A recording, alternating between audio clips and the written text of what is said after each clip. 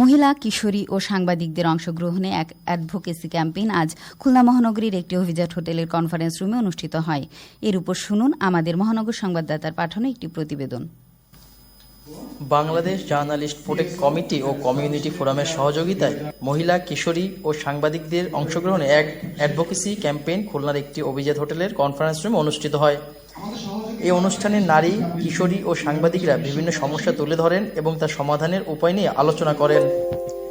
Alliance team leader Mohammad Nasimul Haque, advocacy and communication officer Ivana Afrin ও Ranjan Nicholas PowerPoint প্রেজেন্টেশনের মাধ্যমে projector বিভিন্ন নীতি নিয়ে আলোচনা করেন।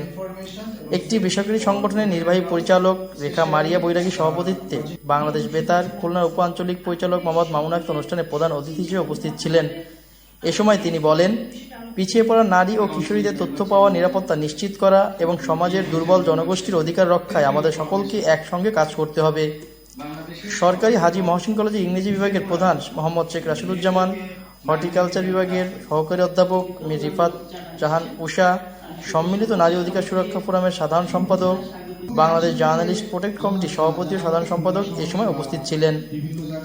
এছাড়া খুলনার বিভিন্ন প্রিন্ট, ইলেকট্রনিক, অনলাইন ও বাংলাদেশ বেতারের সাংবাদিকবৃন্দ উপস্থিত ছিলেন।